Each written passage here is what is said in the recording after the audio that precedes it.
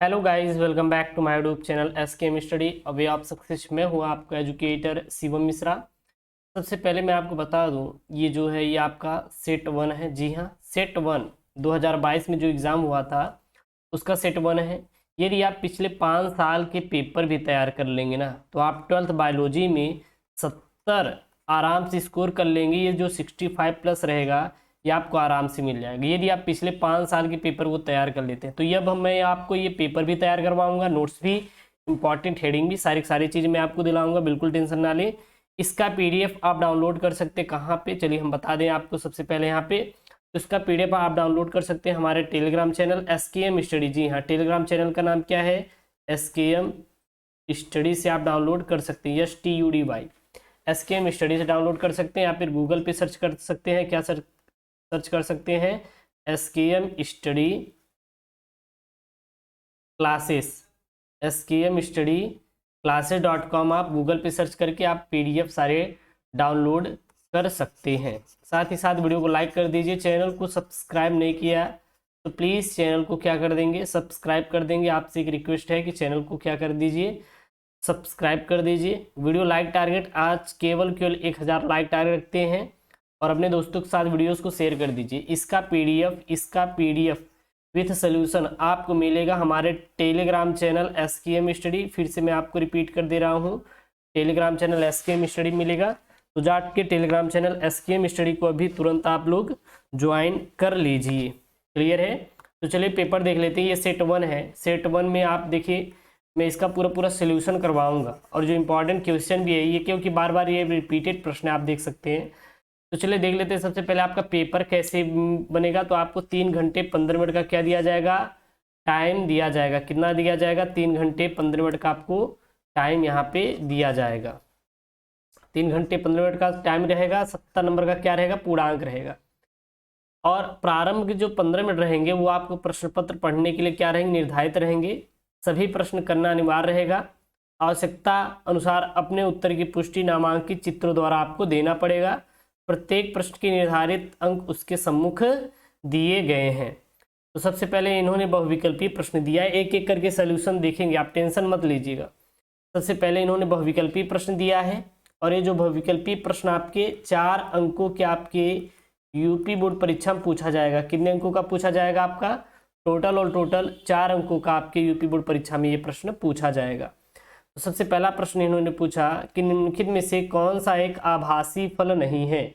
सेब, स्ट्रॉबेरी, अखरोट या फिर आम। वैसे अगर आपको आंसर इसका मालूम है तो कमेंट कर दीजिए, नहीं तो इसका मैं यहाँ पे फुल सोल्यूशन लेके आया हूँ, बिल्कुल आप टेंशन मत लीजिएगा, ठीक है ना।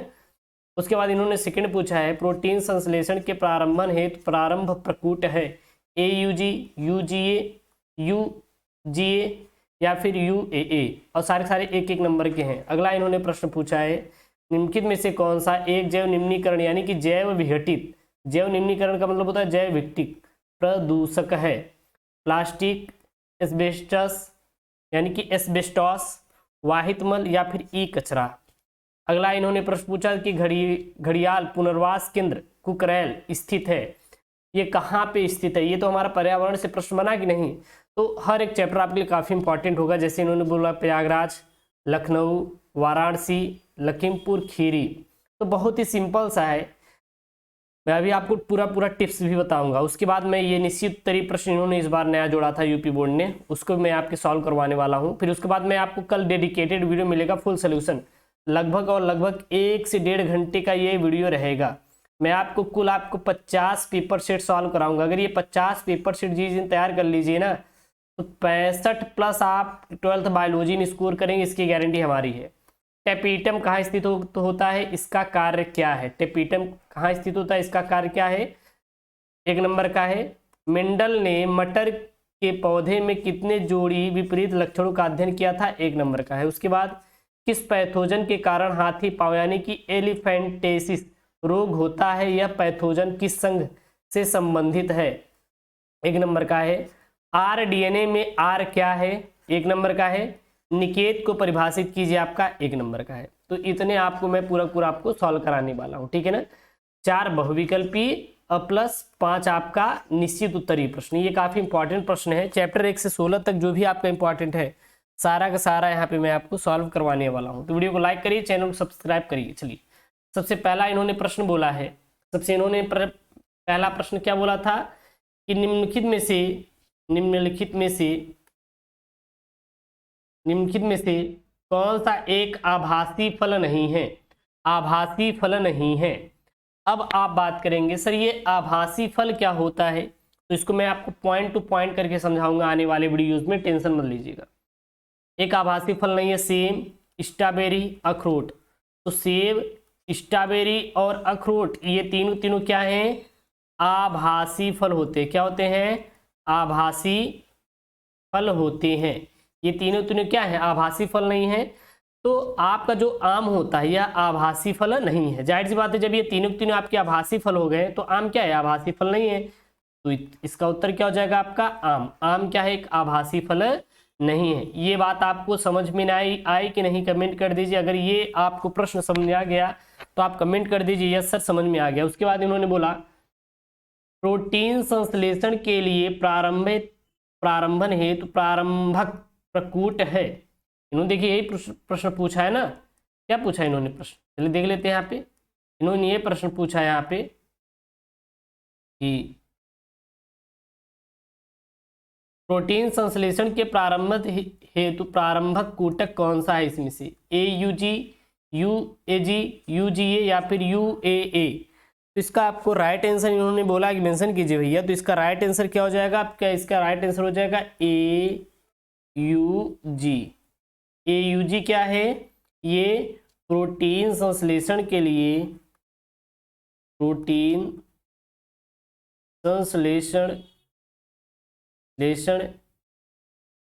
के प्रारंभन हेतु प्रारंभक प्रकूट है। क्या है? प्रारंभक प्रकूट है। उसके बाद इन्होंने गवाला यहाँ पे प्रश्न बोला है। क्या बोला है? निम्नलिखित में से कौन सा जैव निम्नीकरणीय यानी कि जैव विघटित प्रदूषक है? जैव निम्नीकरणीय जैव विघटित प्रदूषक है। तो क्या आप वाहित मल एक जैव निम्नीकरण है? बिल्कुल नहीं है। एस्बेस्टॉस क्या एक जैव निम्नीकरण है? बिल्कुल नहीं है। वाहित मल क्या एक जैव निम्नीकृत प्रदूषक है? इसको बाद में देखेंगे। और ई कचरा क्या ये है? तो ये आपके जैव निम्नीकरणीय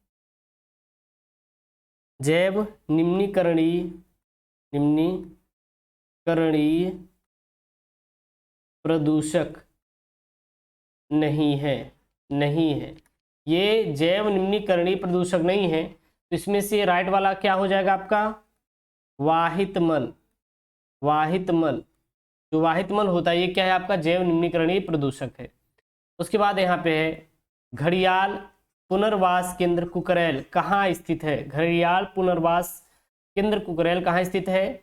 प्रयागराज में भी नहीं है, वाराणसी में भी नहीं है, लखनऊ में भी नहीं है। तो है कहाँ ये? सॉरी, लखीमपुर खीरी में नहीं है। तो है कहाँ पे ये? तो ये जो घड़ियाल पुनर्वास केंद्र कुकरेल स्थित है ये आपका लखनऊ में स्थित है। कहाँ पे स्थित है?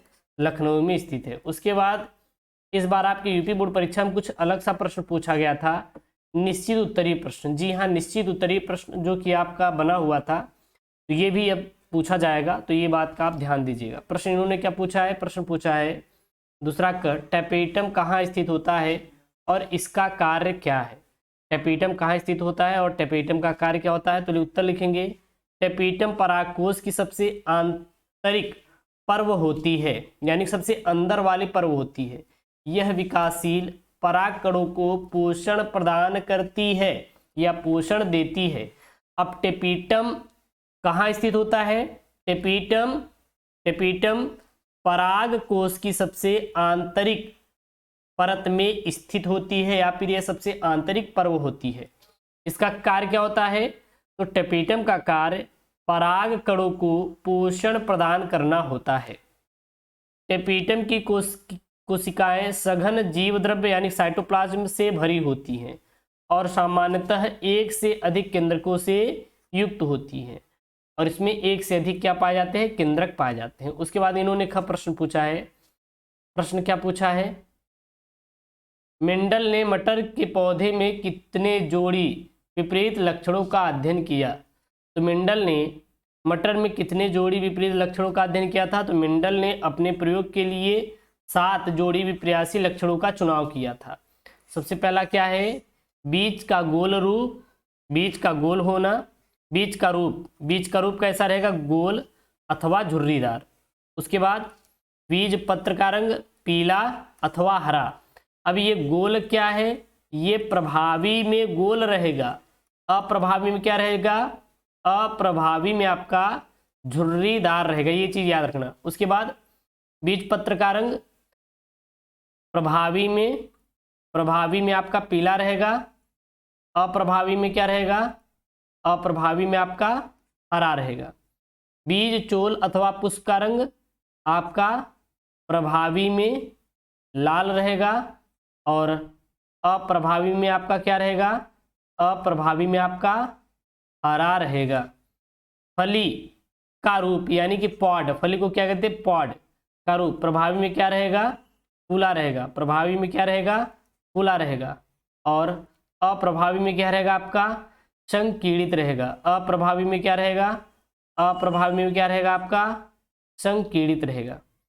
फली का रंग कैसा रहेगा आपका, किसमें, प्रभावी में, प्रभावी में आपका हरा रहेगा, अप्रभावी में आपका क्या रहेगा, पीला रहेगा, अप्रभावी में कैसा रहेगा आपका, पीला रहेगा।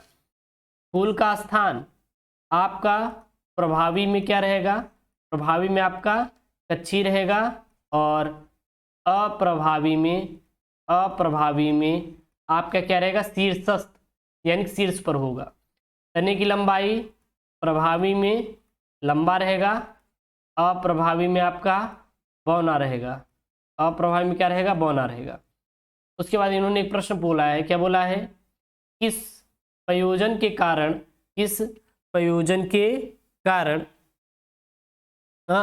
प्रयोजन नहीं है, यहाँ पे थोड़ा मिस्टेक हो गया, क्या है यहाँ पे, पैथोजन, क्या है, पैथोजन के कारण हाथी पाँव यानी कि एलिफेंटिएसिस रोग होता है और यह पैथोजन किस संघ से संबंधित है, आपका 1 नंबर है। तो फाइलेरिया क्रीमी, ब्यूचेरिया बैंक्रोफ्टी हाथी पाँव उत्पन्न करता है, ठीक है। और यह फाइलम यानी कि निमेटोडा से संबंधित है, यह फाइलम निमेटोडा संघ से संबंधित है। तो हाथी पाँव जो रोग होता है किसके द्वारा उत्पन्न होता है, फाइलेरिया क्रीमी यानी कि बुचेरेरिया बैंक्रोफ्टी नामक क्रीमी से उत्पन्न होता है और ये किस संघ का जीव है, फाइलम निमेटोडा संघ से संबंधित है। उसके बाद इन्होंने पूछा है आरडीएनए में आर क्या होता है, यहाँ पे क्या प्रश्न है, आरडीएनए में आर क्या होता है। तो आरडीएनए में आर क्या होता है, राइबोसोम होता है, आरडीएनए में आर क्या होता है, राइबोसोम होता है। उसके बाद इन्होंने प्रश्न पूछा है कि निकेत को परिभाषित कीजिए, क्या बोला है, निकेत को परिभाषित कीजिए कि निकेत क्या होता है। तो किसी विशिष्ट वास स्थान पर वह विशिष्ट भाग जो जीव की सक्रियता के लिए सबसे अधिक उपयुक्त होता है, पारिस्थितिक कर्म स्थिति किसी जीव द्वारा प्राप्त किए गए भौतिक स्थान के साथ साथ उसके जैव समुदाय में क्रियात्मक भूमिका भी है, उसे हम लोग क्या कहते हैं, निकेत कहते हैं। उसके बाद अतिलघुत्तरीय प्रश्न है, जी हाँ, क्या इसमें अतिलघुत्तरीय प्रश्न है। अब देखिए यहाँ पे मैंने अतिलघुत्तरीय के बारे में नहीं बता, देख लीजिए अतिलघुत्तरीय प्रश्न कौन कौन सा है। अतिलघुत्तरीय प्रश्न आईवीएफ और जिप्ट का पूरा नाम, असंग जनन पर टिप्पणी लिखी और टर्नर तथा क्लाइनफेल्टर सिंड्रोम गुणसूत्रों की संख्या कितनी होती है। तो चलिए देख लेते हैं। आईवीएफ का पूरा नाम क्या होता है, पात्र निषेचन यानी कि इन विट्रो फर्टिलाइजेशन। आईवीएफ का पूरा नाम क्या होता है, पात्र निषेचन होता है अर्थात इन विट्रो फर्टिलाइजेशन। और जिफ्ट का पूरा नाम क्या होता है, युग्मक अंतः फैलोपियन स्थानांतरण, युग्मक अंतः फैलोपियन स्थानांतरण अर्थात गैमेट इंट्रा फैलोपियन ट्रांसफर। उसके बाद इन्होंने ख वाला प्रश्न पूछा है, असंग जनन पर टिप्पणी लिखिए, क्या बोला है, असंग जनन पर टिप्पणी लिखिए कि असंग जनन क्या होता है। तो कभी कभी पौधों के जीवन चक्र में युग्मक संलयन अथवा अर्धसूत्री विभाजन नहीं होती। इसकी अनुपस्थिति में नए पौधे का निर्माण हो जाता है और इस क्रिया को असंगजनन कहती हैं। तो असंगजनन क्या किसे कहते हैं? कभी कभी पौधे के जीवन चक्र में युग्मक संलयन नहीं होता और इसकी अनुपस्थिति में ही नए पौधे का क्या हो जाता है? निर्माण हो जाता है और इसी क्रिया को क्या कहते हैं? असंगजनन कहते हैं। असंगजनन की खोज किसने किया था? विंकलन नामक वैज्ञानिक ने किया था, 1908 ईस्वी में किया था। विंकलन ने असंगजनन की खोज की थी कब? 1908 ईस्वी में। असंगजनन को दो प्रकार में बांटा गया है। किस किस से? पहला बांटा गया है आपका कायिक प्रवर्धन। किस में बांटा गया है? कायिक प्रवर्धन यानी कि वेजिटेटिव प्रोपागेशन। तो पौधों के कायिक भाग जैसे मूल, स्तंभ, पत्ती, कलिका आदि से बिना बीज बनाए नया पौधा बन जाता है और इसी क्रिया को कायिक प्रवर्धन कहते हैं। यह चीज आपको ध्यान रहे कि इस पौधे में सभी लक्षण पूर्ण रूप से मातृ पौधे के समान होते हैं, यानी कि अपने पेरेंट्स क्या होंगे? समान होंगे। उसके बाद अनिषेक बीजता। अनिषेक बीजता, ये अनिषेक बीजता क्या होता है? यह एक ऐसी प्रक्रिया है जिसमें बीज तो बनता है किंतु बीज के बनने में दोनों आवश्यक क्रियाएं अर्थात संयुग्मन तथा अर्धसूत्रण नहीं होता। यह कई प्रकार से हो सकता है, जैसे अगुणित अनिषेक जनन, द्विगुणित अनिषेक जनन और अपविजाणुता इत्यादि। उसके बाद इन्होंने लास्ट वाला प्रश्न पूछा था, 2 नंबर का। क्या पूछा था? 2 नंबर का यह प्रश्न पूछा था कि टर्नर और क्लाइनफेल्टर सिंड्रोम में गुणसूत्रों की संख्या कितनी होती है? तो टर्नर सिंड्रोम गुणसूत्रों की संख्या कुल 45 होती है, यानी कि एक गुणसूत्र की क्या होती है? कमी होती है। और वहीं पे क्लाइनफेल्टर सिंड्रोम में गुणसूत्रों की संख्या कुल 47 होती है, यानी कि एक गुणसूत्र की क्या होती है? वृद्धि होती है। वैसे सामान्य मनुष्य में कितने गुणसूत्र होते हैं? तो कुल 46 गुणसूत्र होते हैं। कितने गुणसूत्र होते हैं? कुल 46 गुणसूत्र होते हैं। कितने होते हैं? कुल 46 गुणसूत्र होते हैं। हाँ, कौन कौन से? XX और XY होता है। क्या होता है? XX और XY होता है। तो यहाँ पे मैंने काफी महत्वपूर्ण प्रश्नों को मैंने डिस्कशन किया है, जो कि आपके पिछले साल बोर्ड में पूछे गए प्रश्न हैं। और इन प्रश्नों को तैयार कर लीजिए और वीडियो अच्छा लगा हो तो लाइक करिए और इसका PDF जाके आप हमारे टेलीग्राम चैनल SKM स्टडी से डाउनलोड कर सकते हैं। ओके दोस्तों, थैंक यू, जय हिंद, टेक केयर, बाय बाय।